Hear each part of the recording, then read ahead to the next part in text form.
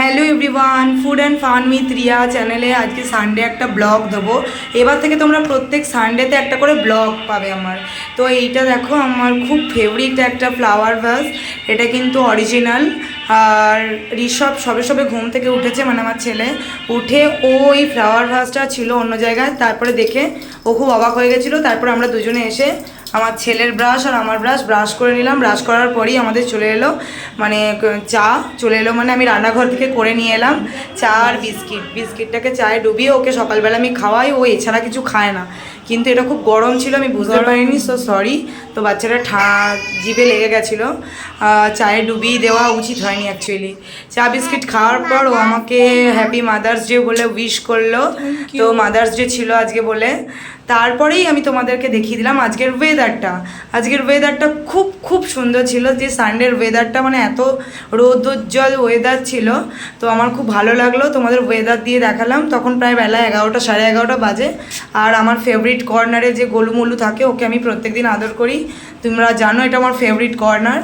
আর জানলার পাশেই কর্নারটা। আর এটা হচ্ছে আমার বেডটা তোমরা সবাই দেখেছো এর আগেও। তো বেডটাকে আমি প্রত্যেকদিন ক্লিন করার চেষ্টা করি, ওই মোটামুটি ক্লিন থাকে, ছোটো ছেলের ঘরে যেমন থাকে তোমরা তো জানোই সবাই।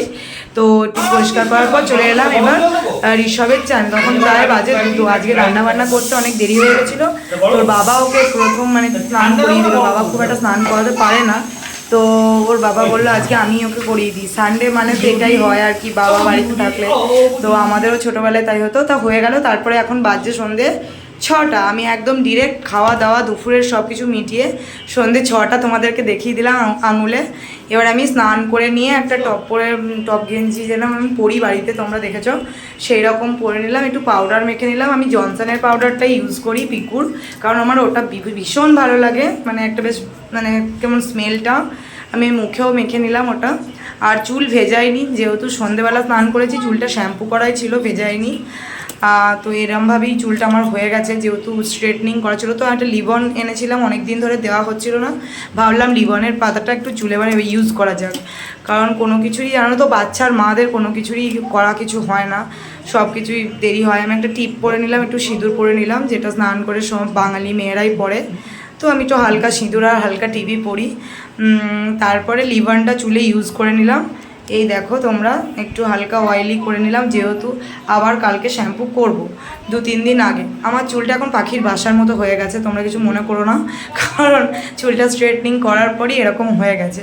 অনেক দিন আর স্ট্রেটনিংটা তো নষ্ট হয়ে গেছে, তাই। তো এরকমের পর আমি এবার চলে যাব তোমাদেরকে একটা জিনিস দেখাতে।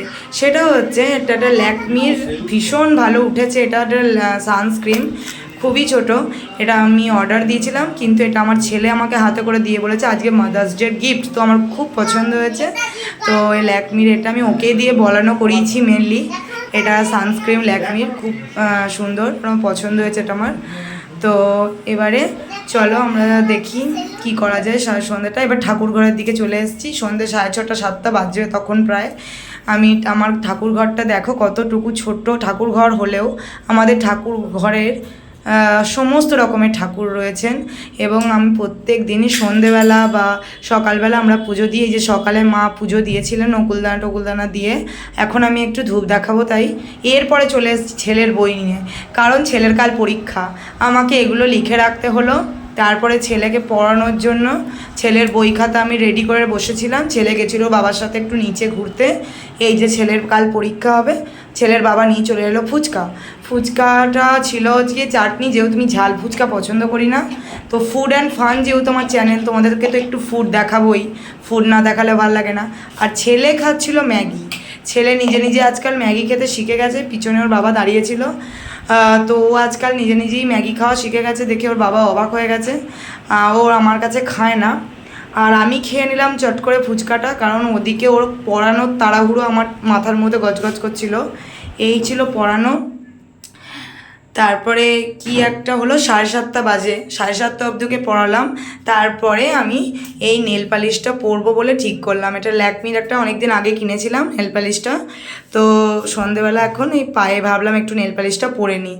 তো নেল পালিশটা পরে এখন আর কি দেখাবো তোমাদেরকে, পাটা দেখালাম, নেল পালিশটা পরে কেমন লাগছে দেখ, যা কমেন্টে জানিও। আর এটাই আমার আজকের সানডে লাস্ট ব্লগ ছিল। Tata bye.